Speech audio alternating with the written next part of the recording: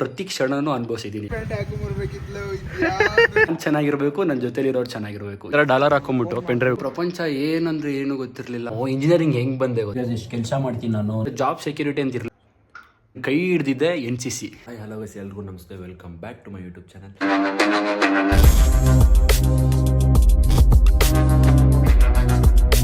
ನನಗೆ lab exam ಇದೆ, so ಅದಕ್ಕೆ ನಾನು ಇವಾಗ ಕಾಲೇಜ್ ಹೋಗ್ತಾ ಇದ್ದೀನಿ.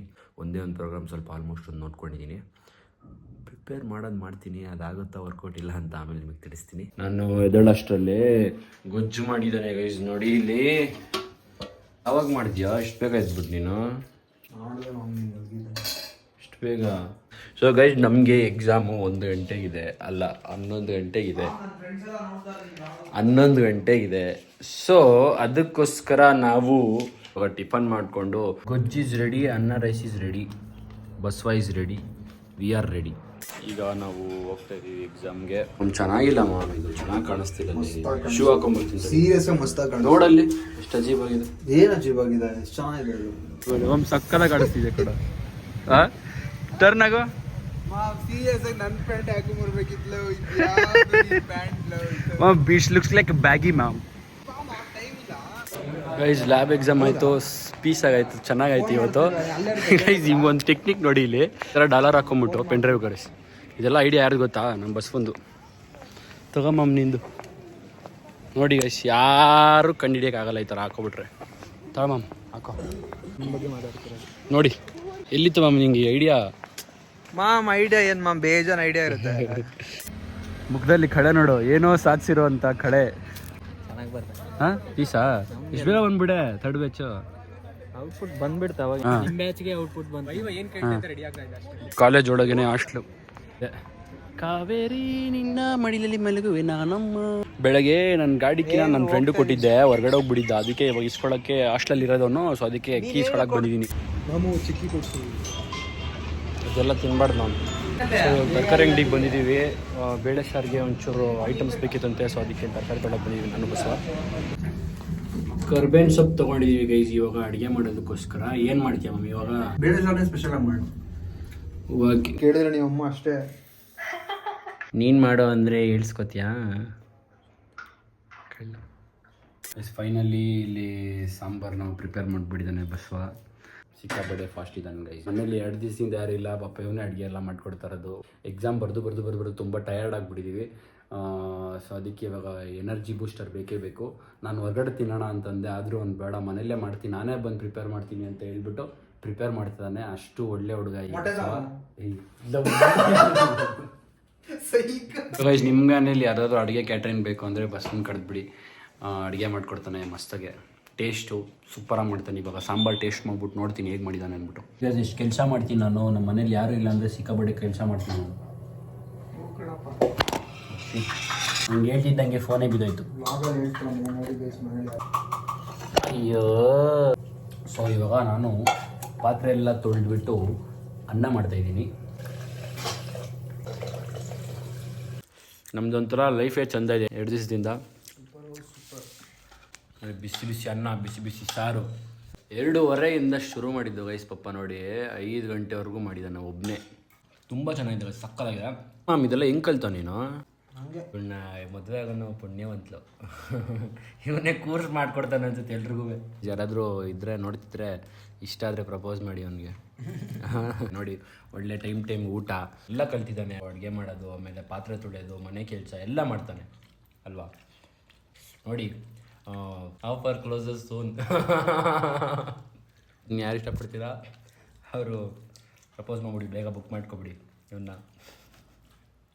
ಸೊ ಇವತ್ತು ಲ್ಯಾಬ್ ಎಕ್ಸಾಮ್ ಹೇಗಾಯಿತು ಅಂತಂದರೆ ಸ್ವಲ್ಪ ಚೆನ್ನಾಗಾಯಿತು.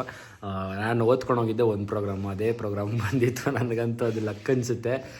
ದೇವ್ರದಿಂದ ಅದೇ ಪ್ರೋಗ್ರಾಮ್ ಬಂತು. ಸೊ ಅದೇ ಎಕ್ಸಿಕ್ಯೂಟ್ ಮಾಡಿ ಹೆಂಗೋ ಮಾಡಿ ಅದರಿಂದನೇ ಏನೋ ಒಂದು ಇಂಪೋರ್ಟ್ ಮಾಡಿಕೊಂಡು ಹೆಂಗೋ ಔಟ್ಪುಟ್ ಬರ್ಸ್ಬಿಟ್ಟೆ. ಸೊ ತುಂಬ ಖುಷಿ ಆಯಿತು ಇವತ್ತು ಔಟ್ಪುಟ್ ಬಂದಿದ್ದು. ಮತ್ತೆ ನಾಡಿದ್ದು ಎಕ್ಸಾಮ್ ಇದೆ. ಸೊ ಅದಕ್ಕೆ ಕರೆಕ್ಟಾಗಿ ಬ್ಲಾಗ್ಸ್ ಎಡಿಟ್ ಮಾಡೋಕ್ಕೂ ಟೈಮ್ ಸಿಗ್ತಲ್ಲ, ಮಾಡೋದಕ್ಕಾಗ್ತಾಯಿಲ್ಲ. ಸೊ ಹಾಗಾಗಿ ಅವಾಗ ಒಂದು ಟೈಮ್ ಸಿಕ್ಕಾಗ ಎಡಿಟ್ ಮಾಡಿಕೊಂಡು ಪೋಸ್ಟ್ ಮಾಡ್ತಾಯಿದ್ದೀನಿ. Thanks for treat and staying with me 2 days. Your English bahut acha. Congratulations. Thank you so much. Thank you ಮಮ್ಮ. I had a great time with you. Bye bye. So guys, ನಮ್ಮ ಹುಡುಗ ಹೊಲ್ಟ.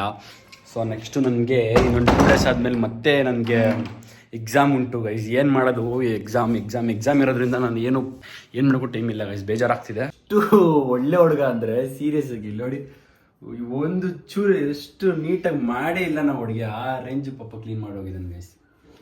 So sweet ಬಸ್ ಫೈವರ್, very very good. Next ನನಗೆ ಇನ್ನೊಂದು 2 days ಬಿಟ್ಟು theory exam ಇದೆ, so ಅದಕ್ಕೆ ಪ್ರಿಪೇರ್ ಆಗ್ತಾ ಇದ್ದೀನಿ. ಒಂಥರ ನಿನ್ನೆ ಒಂದು 2 days ಇಂದ ಜೊತೆಲೇ ಇದ್ನಲ್ಲ, ಇವಾಗ ಒಂದು ಸ್ವಲ್ಪ ನನಗೆ ಏನೋ ಒಂಥರ ಲೋನ್ಲಿ ಫೀಲ್ ಟೈಪ್ ಆಗ್ತಾ ಇದೆ. ಬಿಕಾಸ್ ನಾನು ಇಂಜಿನಿಯರಿಂಗ್ ಹೆಂಗೆ ಬಂದೆ ಗೊತ್ತಾ, ಸ್ಟಾರ್ಟಿಂಗ್ ಆ್ಯಕ್ಚುಲಿ ಮಾಡಿದ್ದು ಡಿಪ್ಲೊಮಾ ಗೈಸ್. 16 ಸ್ಕೂಲ್ ಕಂಪ್ಲೀಟ್ ಆಯಿತು, 16ಗೆ ಡಿಪ್ಲೊಮಾ ಜಾಯ್ನ್ ಆದೆ. 16ಇಂದ 17, 17ಇಂದ 18, 18ಇಂದ 19 ಪಾಸ್ಡ್ ಔಟ್ ಆಗಬೇಕಾಗಿತ್ತು. ನಾನು ಪಾಸ್ಡ್ ಔಟ್ ಆಗಿದ್ದಿದ್ರೆ 20 ಇಂಜಿನಿಯರಿಂಗ್ ಜಾಯ್ನ್ ಆಗಿದ್ರು ಕೂಡ ನಾನು 20, 21, 22, 22ಗೆಲ್ಲ ನಾನು ಮುಗಿಬೇಕಾಗಿತ್ತು, ಇಂಜಿನಿಯರಿಂಗ್ ಲೈಫು ಕಂಪ್ಲೀಟ್ ಆಗಬೇಕಾಗಿತ್ತು 22ಅಲ್ಲೇ. ಬಟ್ ಕಾರಣಾಂತರಗಳಿಂದ ನಾನು ನೆಗ್ಲೆಕ್ಟ್ ಮಾಡಿಬಿಟ್ಟೆ ಗೈಸ್. ಲಾಸ್ಟಲ್ಲಿ ಬ್ಯಾಕ್ ಇಟ್ಕೊಬಿಟ್ಟೆ. ಬಿಡು ಮಾಡೋಣ, ಇಂಜಿನಿಯರಿಂಗ್ ಮಾಡ್ಬಿಟ್ಟು ಬೇಗ ಮುಗಿಸ್ಬಿಟ್ಟು ಕೆಲ್ಸಕ್ಕೆ ಹೋಗಬೇಕು, ಅದೆಲ್ಲ ನನಗೆ ಇಷ್ಟ ಇಲ್ಲ. ಬಟ್ ಅವಾಗ ಸ್ವಲ್ಪ ಟಿಕ್ಟಾಕು ಅದು ಇದು ಎಲ್ಲ ಇತ್ತಲ್ಲ, ಸೊ ಅದಕ್ಕೆ ಅವಾಗ ಟಿಕ್ಟಾಕ್ ದುನಿಯಾ ಪೂರ್ತಿ. ಸೊ ಅದಕ್ಕೆ ಟಿಕ್ಟಾಕ್ ಮಾಡಿಕೊಂಡು ಟಿಕ್ಟಾಕ್ ಮಾಡ್ತಾ ಎಲ್ಲರೂ ಫ್ರೆಂಡ್ಸ್ ಆದರು, ಇನ್ಫ್ಲೂಯೆನ್ಸರ್ಸ್ ಎಲ್ಲ ಕೆಲವೊಬ್ಬರು ಫ್ರೆಂಡ್ ಆದರು. ಸೊ ಅದಕ್ಕೆ ಫುಲ್ಲು ನನ್ನ ಫೋಕಸ್ ಪೂರ್ತಿ ಆ ಕಡೆ ಹೊಟ್ಟೋಯ್ತು, ಈ ಕಡೆ ಸ್ಟಡೀಸ್ ಮೇಲೆ ಕಂಪ್ಲೀಟಾಗಿ ಹೊರಟೇ ಹೋಯ್ತು. ನಾನು ಡಿಪ್ಲೊಮಾ ಆದಮೇಲೆ ಇಂಜಿನಿಯರಿಂಗ್ ಹೋಗೇ ಇಲ್ಲ. ಅದಾದಮೇಲೆ 1 ವರ್ಷ ಹಂಗೆ ಟೈಮ್ ವೇಸ್ಟ್ ಮಾಡಿದೆ. ಆಮೇಲೆ ನಮ್ಮ ಅಕ್ಕ ಮದುವೆ ಆಯಿತು, ಆಮೇಲೆ ಅದು ಇದು ಎಲ್ಲ ಆಯಿತು, ಸರಿ ಅಂದ್ಬಿಟ್ಟು ಕೋವಿಡ್ ಮುಗಿಸಾದ್ಮೇಲೆ ನಾನು ಒಂದು ಕಂಪ್ನಿಗೆ ಜಾಯ್ನ್ ಆದೆ. ಫಸ್ಟು ಅದಕ್ಕಿಂತ ಮುಂಚೆ ಒಂದು ಕಂಪ್ನಿಲಿ ವರ್ಕ್ ಮಾಡ್ತಿದ್ದೆ, ಆದಿತ್ಯ ಕಂಪ್ನಿ ಅಂದ್ಬಿಟ್ಟು, ಅಲ್ಲಿ ವರ್ಕ್ ಮಾಡ್ತಿದ್ದೆ. ಅಲ್ಲೊಂದು 6 months ಮಾಡಿದೆ. ಅದು ಲೈಕ್ ಹೆಂಗೆ ಅಂದರೆ ಕ್ವಾಲಿಟಿ ಟೆಸ್ಟಿಂಗು ಅದು ಇದು ಎಲ್ಲ ಇತ್ತು ಕೆಲಸ. ಸೊ ಅದು 6 months ಮಾಡಿದೆ. ಆದಮೇಲೆ ಅದನ್ನು ಕಾರಣಾಂತರಗಳಿಂದ ಅದಕ್ಕೂ ಬಿಟ್ಬಿಟ್ಟೆ. ಅದು ಒಂಥರ ಡಿಫ್ರೆಂಟ್ ಸ್ಟೋರಿ. ನಮ್ಮ ಅಕ್ಕ ಮದುವೆ ಆದಮೇಲೆ ನಾನು ಟಫೆ ಅಂತ ಕಂಪ್ನಿಲಿ ಜಾಯ್ನ್ ಆದೆ. ಅದನ್ನು ನಮ್ಮ ಮನೆಯವರು ಏನು ಮಾಡ್ತಿದ್ಯಾ ಮನೇಲಿ ಕೂತ್ಕೊಂಡು, ಎಲ್ಲರೂ ಹೋಗ್ತಾ ಇದ್ದಾರೆ, ಎಲ್ಲ ಮುಂದೆ ಹೋಗ್ಬಿಟ್ಟಿದ್ದಾರೆ, ನೀನು ಇನ್ನೂ ಡಿಪ್ಲೊಮನ್ನು ಕಂಪ್ಲೀಟ್ ಮಾಡಿಲ್ಲ, ಹೀಗೆ ಅಂತ ಹೇಳ್ಬಿಟ್ಟು ಜಾಯ್ನ್ ಮಾಡಿಸಿದ್ರು. ಸೊ ಅಲ್ಲಿಗೆ ಹೋದ್ಮೇಲೆ ನನ್ನ ಫುಲ್ಲು ಆ್ಯಕ್ಚುಲಿ ನನ್ನ ಮೈಂಡ್ ಸೆಟ್ ಹೇಗಿತ್ತು ಅಂದರೆ, ಅವಾಗ ಪ್ರಪಂಚ ಏನಂದರೆ ಏನು ಗೊತ್ತಿರಲಿಲ್ಲ. ಲೈಕ್ ಸುಮ್ಮನೆ ಅವಾಗ ವಿಡಿಯೋಸ್ ಮಾಡಬೇಕು, ಅಲ್ಲಿ ಸುತ್ತಾಡಬೇಕು, ಬರೀ ಇದೇ ಥರ ಮೈಂಡ್ ಸೆಟ್ಟು. ಹೋಗೋದು, ಈಚೆ ಹೋಗೋದು, ಖರ್ಚು ಮಾಡೋದು, ಜಾಲಿ ಮಾಡೋದು, ಫುಲ್ ಪಾರ್ಟಿ ಮಾಡೋದು, ಬರೀ ಹೀಗೆ ಇತ್ತು. ಯಾವಾಗ ಕಂಪ್ನಿಗೆ ಜಾಯ್ನ್ ಆದೆ ಫುಲ್ ನನ್ನ ಮೈಂಡ್ ಪೂರ್ತಿ ಚೇಂಜ್ ಆಯಿತು ಗೈಸ್. ಲಿಟ್ರಲಿ ನನಗೆ ಓದೋಕ್ಕೆ ಇಷ್ಟನೇ ಇರಲಿಲ್ಲ ನನಗೆ. ಬಟ್ ನನಗೆ ಅವಾಗ ಓದಬೇಕು ಅಂತ ಮನಸ್ಸಾಯಿತು. ಅಲ್ಲಿ 1.5 ವರ್ಷ ಏನೋ ಕೆಲಸ ಮಾಡಿದೆ. ನಾನೊಂದು ಹಳೆಯ ವ್ಲಾಗ್ ಮಾಡಿದ್ದೀನಿ, A day in a company ಅಂದ್ಬಿಟ್ಟು. ಅದರಲ್ಲಿ ನೋಡಿ ಗೊತ್ತಾಗುತ್ತೆ ನಾನು ಹೆಂಗೆ ವರ್ಕ್ ಮಾಡ್ತಿದ್ದೆ, ಅದೆಲ್ಲ ತೋರಿಸಿದ್ದೀನಿ ಆ ವ್ಲಾಗಲ್ಲಿ. ಸೊ ಆ ಥರ ಇರಬೇಕಾದ್ರೆ ನನಗೆ ನಾನು ಅಂದ್ಕೊಂಡೆ, ಬಿಡು ಹಿಂಗೆ ಕೆಲಸನೇ ಬಿಡು, ಇದನ್ನೇ ಕಂಟಿನ್ಯೂ ಮಾಡ್ಕೊಂಡು ಹೋಗೋಣ, ನೆಕ್ಸ್ಟ್ ಯಾರು ಓದ್ತಾರೆ ಅನ್ನೋ ಥರ ಮೈಂಡ್ ಸೆಟ್ ಇತ್ತು ನನಗೆ. ಆದರೂ ನಾನು ಪರ್ಮನೆಂಟಿಗೆ ಕೇಳಿದೆ ಜಾಬ್ಗೆ, ಸರ್ ಇಲ್ಲೇ ಮಾಡ್ತೀನಿ ನಾನು, ಬೇರೆ ಕಡೆ ಎಲ್ಲೂ ಬೇಡ, ಇಲ್ಲೇ ಪರ್ಮನೆಂಟ್ ಕೊಟ್ಬಿಡಿ ಅಂತೆಲ್ಲ ಅವ್ರನ್ನ ರಿಕ್ವೆಸ್ಟ್ ಮಾಡಿದೆ ನಮ್ಮ ಸರ್ನ. ಬಟ್ ಆದರೆ ಸರ್ರು ಇಲ್ಲಪ್ಪ ನಿಮ್ದು ಡಿಗ್ರಿ ಕಂಪ್ಲೀಟ್ ಆಗಿಲ್ಲಪ್ಪ ಅಂದ್ಬಿಟ್ರು. ಅಲ್ಲಿಗೆ ನನಗೆ ಬೇಜಾರಾಗೋಯ್ತು. ಪರ್ಮನೆಂಟ್ ಮಾಡೋಕ್ಕೆ ಸಿಕ್ಕಾಬಿಟ್ಟು ಟ್ರೈ ಮಾಡಿದೆ. ಆಮೇಲೆ ಅವರಂದರು, ನೀನು ಇನ್ನೂ ಏಜ್ ಇದೆಯಲ್ಲಪ್ಪ, ಆರಾಮಾಗಿ ಓದ್ಬೋದಲ್ವ, ಓದು, ಇಂಜಿನಿಯರಿಂಗ್ ಮಾಡು ಅಂತಂದರು. ಸರಿ ಅಂದ್ಬಿಟ್ಟು ಆಮೇಲೆ ನಾನು ಯೋಚನೆ ಮಾಡಿ ಗ್ಯಾಪ್ ಬೇರೆ ಆಗಿಬಿಟ್ಟಿತ್ತು, 2 or 3 years ಆಗಿಬಿಟ್ಟಿತ್ತು. ಸೊ ಅದಾದಮೇಲೆ ನನಗೆ ಓದೋಕ್ಕೆ ಮನ್ಸು ಬಂತು. ಇಲ್ಲ, ಈ ಥರ ಇದ್ದರೆ ಲೈಫು ತುಂಬ ಕಷ್ಟ, ಎಷ್ಟು ದಿನ ಅಂತ ರೀಲ್ಸ್ ಮಾಡೋದು, ಎಷ್ಟು ದಿನ ಅಂತ, ಲೈಕ್ ಅದೊಂಥರ ಪ್ಯಾಷನ್ ಅಷ್ಟೇ. ಅದ್ರ ಮೇಲೆ ಫೋಕಸ್ ಮಾಡ್ಕೊಂಡು ಹೋದರೆ ಅದೇ ಬೇರೆ ರೂಟು. ಆ ಥರ ಮಾಡಿರೋರು ನೀವು ತುಂಬ ಜನ ನೋಡಿದ್ದೀರಾ, ಒಳ್ಳೆ ಪೊಸಿಷನ್ಸಲ್ಲಿರೋರು ಇದ್ದಾರೆ, ನನ್ನ ಫ್ರೆಂಡ್ಸೇ ಸುಮಾರು ಜನ ಇದ್ದಾರೆ ಅದರಲ್ಲಿ. ಬಟ್ ಅದ್ರಲ್ಲಿ ಸಸ್ಟೈನ್ ಆಗೋದಂತೂ ತುಂಬ ಕಷ್ಟ ಇದೆ. ಬಟ್ ಜಾಬ್ ಸೆಕ್ಯೂರಿಟಿ ಅಂತ ಇರಲೇಬೇಕಲ್ವಾ ಮನುಷ್ಯ ಅಂದಮೇಲೆ. ಸೊ ಅದಕ್ಕೆ ನಾನು ಯೋಚನೆ ಮಾಡಿದೆ. ಈಗ ಆಲ್ರೆಡಿ ಎಷ್ಟೊಂದು ಟೈಮ್ ವೇಸ್ಟ್ ಮಾಡಿಬಿಡ್ತೀನಿ. ಓಕೆ ಫೈನ್ ಅಂತ ಹೇಳ್ಬಿಟ್ಟು ನಾನು ಅದು ಡಿಪ್ಲೊಮಾ ಸಬ್ಜೆಕ್ಟ್ ಇನ್ನೂ ಕ್ಲಿಯರ್ ಮಾಡಿರಲಿಲ್ಲ ನಾನು. ಇದರಲ್ಲಿ ಯಾವುದೋ ಮೆಡಿಕಲ್ ಎಲೆಕ್ಟ್ರಾನಿಕ್ಸ್ ಅಂದ್ಬಿಟ್ಟು ಒಂದು ಸಬ್ಜೆಕ್ಟ್ ಬ್ಯಾಕ್ ಇತ್ತು. ಸೊ ಅದನ್ನು ಕರೆಕ್ಟಾಗಿ ಕುತ್ಕೊಂಡು ಪಟ ಅಂತ ಓದಿ ಮೆಡಿಕಲ್ ಎಲೆಕ್ಟ್ರಾನಿಕ್ಸ್ ಕ್ಲಿಯರ್ ಮಾಡಿಬಿಟ್ಟೆ. ಅದೇ ಇಯರ್ 2022 ನವಂಬರ್ಲೇನೋ ಕ್ಲಿಯರ್ ಮಾಡ್ಕೊಬಿಟ್ಟೆ. ಮನೇಲಿ ಬಂದು ಹೇಳಿದೆ, ನಮ್ಮ ಮನೇಲಿ ಹೆಂಗಿದ್ದು ಗೊತ್ತಾ ರಿಯಾಕ್ಷನು. ಅವರು ಆ್ಯಕ್ಚುಲಿ ಪಾಪ ಅವಾಗಲಿಂದ ಬೇಗ ಕ್ಲಿಯರ್ ಮಾಡ್ಕೊಳ್ಳೋ, ನೀನು ಓದ್ಕೊಳ್ಳೋ. ನಮ್ಮ ಮನೇಲಿ ಸಿಕ್ಕಾಬಿಡೆ ಮುಂಚೆಯಿಂದನೂ ನೀನು ಓದಬೇಕು ಇಂಜಿನಿಯರಿಂಗ್ ಮಾಡಬೇಕು ಅನ್ನೋ ಥರನೇ ಅವ್ರ ಮೈಂಡ್ ಸೆಟ್ಟು. ಬಟ್ ನಾನು ಅದಕ್ಕೆ ಯಾವತ್ತೂ ನಾನು ಮಾಡ್ತೀನಿ ಅಂತ ನಾನು ಒಪ್ಕೊಂಡೇ ಇರಲಿಲ್ಲ. ಬರೀ ಈ ಥರ ಟೈಮ್ ಪಾಸ್ ಮಾಡಿಕೊಂಡೆ ಫುಲ್ಲು. ಬಟ್ ಸಿಕ್ಕಾಬಡೆ ಎಂಜಾಯ್ ಮಾಡಿದ್ದೀನಿ. ಮುಂಚೆ ಎಲ್ಲ ನಾನು ಕಂಪ್ನಿಗೆ ಜಾಯ್ನ್ ಆಗೋಕ್ಕಿಂತ ಮುಂಚೆ ಸಿಕ್ಕಾಬಡೆ ಎಂಜಾಯ್ ಮಾಡಿಬಿಟ್ಟಿದ್ದೀನಿ. ಸುತ್ತಾಡೋದ್ರಿಂದ ಹಿಡಿದು ಎಲ್ಲ ಥರ ಶೋಕಿ, ಫುಲ್ಲು ಹೊರಗಡೆ ಓಡಾಡಿ ಎಲ್ಲ ಥರ ಮಾಡಿಬಿಟ್ಬಿಟ್ಟು ಅದಾದಮೇಲೆ ಕೆಲ್ಸಕ್ಕೆ ಹೋದ್ಮೇಲೆ ಸ್ವಲ್ಪ ನನಗೆ ಓಕೆ, ಲೈಫ್ ಅಂದರೆ ಇದು, ಕಷ್ಟ ಅಂದರೆ ಇದು, ದುಡ್ಡಿನ ವ್ಯಾಲ್ಯೂ ಎಲ್ಲ ಅರ್ಥ ಆಯಿತು ನನಗೆ. ಎಲ್ಲ ಪ್ರತಿಯೊಂದೂ ಹಂತಕ್ಕೂ ಅರ್ಥ ಆಗ್ತಾ ಹೋಯ್ತು ನನಗೆ. ನಮ್ಮ ಮನೆಗೆ ಬಂದು ಹೇಳ್ದೆ ಈ ಥರ. ಸೊ ಓಕೆ ನಾನು ಇಂಜಿನಿಯರಿಂಗ್ ಮಾಡ್ತೀನಿ ಅಂತೇಳಿ. ನಮ್ಮ ಮನೇಲಿ ಫುಲ್ಲು ಶಾಕು, ನಮ್ಮ ಅಪ್ಪ ಅಮ್ಮ. ಅದರಲ್ಲಿ ಅವರು ನಿಜ ಮಾಡ್ತೀಯ ನೀನು 2 ವರ್ಷ ಆದಮೇಲೆ, ನಿನ್ನ ಕೈಲಿ ಆಗುತ್ತಾ ಮಾಡ್ತೀಯಾ ಅಂತ. ಇಲ್ಲ, ನಾನು ಮಾಡ್ತೀನಿ ಅಂತ ಅವ್ರಿಗೆ ಒಂದು ಹೋಪ್ಸ್ ಕೊಟ್ಟೆ. ಸರಿ ಅಂದ್ಬಿಟ್ಟು ನಾನು ಸಿ ಇ ಟಿ ಬರೆದೆ. ಸಿ ಇ ಟಿ ಬರೆದಾದ್ಮೇಲೆ ನನಗೆ ಬೇರೆ ಬೇರೆ ಕಾಲೇಜಸ್ ಯಾವುದಾದ್ರು ಸಿಕ್ತು. ಆ ವೆಂಕಟೇಶ್ವರ ಕಾಲೇಜು, ಸುಮಾರು ಕಾಲೇಜಸ್ ಸಿಕ್ತು. ಬಟ್ ನನಗೆ ಅದೃಷ್ಟ ನಾನು ಏನಂದರೆ, ರಾಮಯ್ಯ ಕಾಲೇಜಲ್ಲಿ ನಾನು ಎನ್ ಸಿ ಸಿ ಮಾಡಿದ್ದೆ.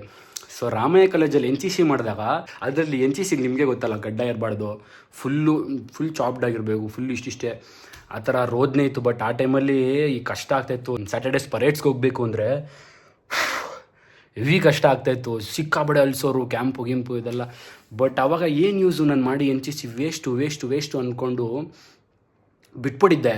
ಬಟ್ ಕೊನೆಗೆ ನನ್ನ ಕೈ ಹಿಡ್ದಿದ್ದೆ ಎನ್ ಸಿ ಸಿ. ನಾನು ಎಷ್ಟು 14,000 ಚಿಲ್ಲರೆ ಏನೋ ರ್ಯಾಂಕ್ ಬಂತು. ಬಟ್ ನಾನು ಎನ್ ಸಿ ಸಿ ಮಾಡಿದ್ರಿಂದ ನನಗೆ ಒಳ್ಳೆ ಕಾಲೇಜಲ್ಲಿ, ನಿಟ್ಟೆ ಕಾಲೇಜಲ್ಲಿ ನನಗೆ ಸೀಟ್ ಸಿಕ್ತು. ಸೊ ಅದಕ್ಕೆ ಯಾವುದನ್ನು ನಾವು ತಿರಸ್ಕರಿಸಬಾರ್ದು. ನಾನು ಅವತ್ತು ಎನ್ ಸಿ ಸಿ ಬೇಡ ಬಿಡು ಅಂತ ಬಿಟ್ಬಿಟ್ಟಿದ್ರೆ ನನಗೆ ನಿಟ್ಟೆ ಕಾಲೇಜಲ್ಲಿ ಹೋಗೋಕ್ಕೆ ಸಾಧ್ಯನೇ ಇರ್ತಿರ್ಲಿಲ್ಲ.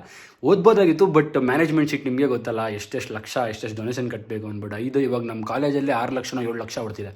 ಐ ಎಸ್ ಅಲ್ವಾ, ಐ ಎಸ್ ಆಗಿರೋದೇ ಇನ್ನೂ ಸ್ವಲ್ಪ ಜಾಸ್ತಿನೇ ರೇಟು.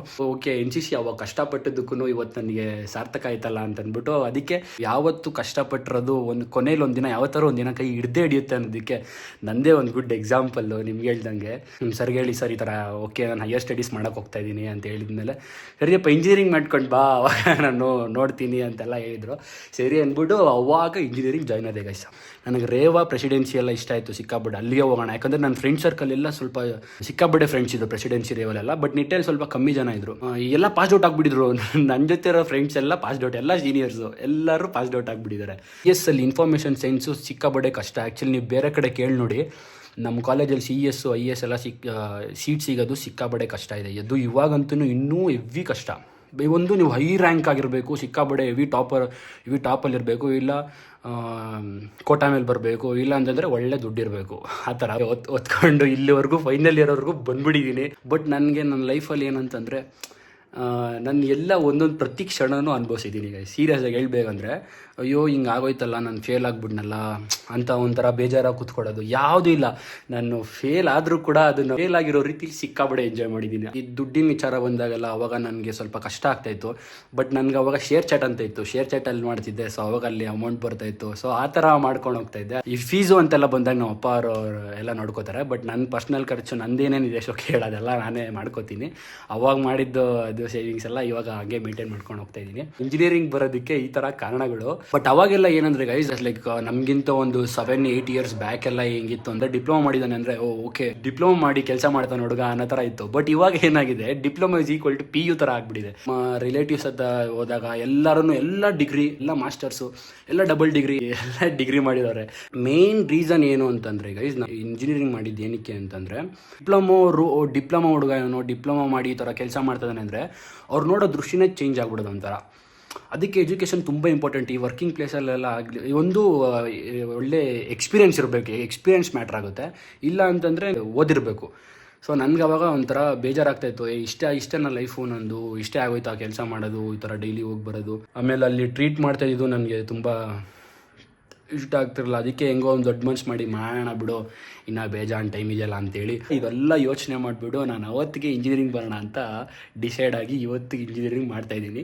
ಸೊ ಇವಾಗ್ಲೂ ಕಷ್ಟಪಟ್ಟು ಓದ್ತಾಯಿದ್ದೀನಿ. ಯಾವುದು ಬ್ಯಾಕ್ ಉಳಿಸ್ಕೊಂಡಿಲ್ಲ, ಅದೊಂದು ನನ್ನ ಖುಷಿ ಇದೆ. M3 ಒಂದು ಸಬ್ಜೆಕ್ಟ್ ಬಿಟ್ಟು ಬೇರೆ ಯಾವುದೂ ನಾನು ಬ್ಯಾಕ್ ಉಳಿಸ್ಕೊಂಡಿಲ್ಲ. ಪ್ರತಿಯೊಂದೂ ಎಕ್ಸಾಮು ಒಂದಕ್ಕೆ ಸಿಕ್ಕಾಬಳೆ ಡೆಡಿಕೇಶನ್ ಕೊಡ್ತೀನಿ. ರಾತ್ರಿ ಎಲ್ಲ ಓದ್ತೀನಿ. ಒಂದು 2 ಡೇಸಿಂದ ಕೂತ್ಕೊತೀನಿ. ಆಫ್ಟರ್ 2 to 3 ಇಯರ್ಸ್ ಎಲ್ಲ ಆದಮೇಲೆ ಮತ್ತೆ 2 ವರ್ಷ 3 ವರ್ಷ ಎಲ್ಲ ಆದಮೇಲೆ ಮತ್ತೆ ಕೂತ್ಕೊಂಡು ಬುಕ್ ಓದ್ತೀನಿ ಅಂತಂದರೆ ಅದೆಲ್ಲ ಸುಲಭ ಕೆಲಸನೇ ಅಲ್ಲ. ನಿಮಗೆ ಗೊತ್ತು, ಲೈಕ್ ಕೆಲಸ ಎಲ್ಲ ಮಾಡಿ ದುಡ್ಡು ರುಚಿ ನೋಡಿ ಮತ್ತೆ ಕುತ್ಕೊಂಡು ಓದ್ತೀನಿ ಅಂದರೆ ಯಾವುದೇ ಕಾರಣಕ್ಕೂ ಸಾಧ್ಯ ಇಲ್ಲ. ಅಷ್ಟು ಫೋಕಸ್ ಮಾಡೋಕ್ಕೂ ಆಗಲ್ಲ, ಅಷ್ಟು ಇಂಟ್ರೆಸ್ಟ್ ಬರಲ್ಲ. ಬಟ್ ಅದರಲ್ಲೂ ನಾನು ಕುತ್ಕೊಂಡು ಇಂಟ್ರೆಸ್ಟ್ ತೋರಿಸಿ ಓದ್ತಾ ಇದ್ದೀನಿ ಅಂದರೆ ನನಗೆ ಒಂಥರ ಖುಷಿ. ನಮ್ಮ ಮನೇಲೂ ಅಷ್ಟೇ, ನಮ್ಮ ಅಕ್ಕ ನಮ್ಮ ಅಮ್ಮ ಎಲ್ಲ ಕುತ್ಕೊಂಡು, ನಮ್ಮ ಅಕ್ಕ ಅದೇ ಕೇಳ್ತಾರೆ, ಏನು ಇವನು ಇಷ್ಟೊಂದು ಓದೋಕ್ಕೆ ಇಂಟ್ರೆಸ್ಟ್ ಬಂದುಬಿಟ್ಟಿದೆ, ಬೇಡ ಓದೋಕ್ಕೆ ಆಗಲ್ಲ ಅಂತ ಹೇಳೋನು, ಅವನೇ ಮನ್ಸು ಮಾಡಿ ಓದ್ತದಾನೆ ಅಂದರೆ ಗ್ರೇಟ್ ಅಂತ ನಮ್ಮ ಅಕ್ಕನೂ ಹೇಳ್ತಿರ್ತಾರೆ. ಒಂಥರ ಇವಾಗ ನನ್ನ ಮೈಂಡ್ ಸೆಟ್ ಅಷ್ಟೇ ಆಗಿರೋದು ಗೈಸ್. ನನಗೆ ಇವಾಗೇನು ಗೊತ್ತಾ, ಏನು ಬೇಡ, ಎಲ್ಲ ಥರ ಆಟ ಆಡಿದ್ದಾಯಿತು, ಶೋಕಿ ಮಾಡಿದ್ದಾಯ್ತು, ಪ್ರತಿಯೊಂದು ಆಯಿತು. ಇವಾಗ ನನ್ನ ಮೈಂಡ್ ಸೆಟ್ ಹೇಗಿದೆ ಅಂದರೆ ಹೋಗಬೇಕು, ಒಳ್ಳೆ ಕೆಲಸ ತೊಗೋಬೇಕು, ಅಪ್ಪ ಅಮ್ಮನ ಚೆನ್ನಾಗಿ ನೋಡ್ಕೋಬೇಕು, ಇಷ್ಟೇ ಗೈಸ್ ಇರೋದು. ನಾನು ಚೆನ್ನಾಗಿರಬೇಕು, ನನ್ನ ಜೊತೆಲಿರೋರು ಚೆನ್ನಾಗಿರಬೇಕು, ಇಷ್ಟು ಬಿಟ್ಟರೆ ನನ್ನ ಮೈಂಡ್ ಸೆಟ್ಟಲ್ಲಿ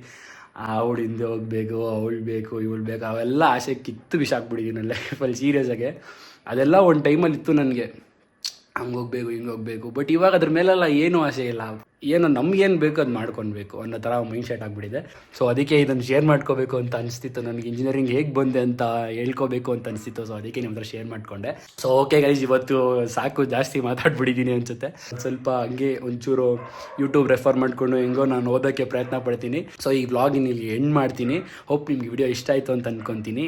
ಇಷ್ಟ ಆದರೆ ದಯವಿಟ್ಟು ಲೈಕ್ ಮಾಡಿ, ಶೇರ್ ಮಾಡಿ, ಕಮೆಂಟ್ ಮಾಡಿ, ಸಬ್ಸ್ಕ್ರೈಬ್ ಮಾತ್ರ ಮಾಡೋದು ಮರಿಬೇಡಿ.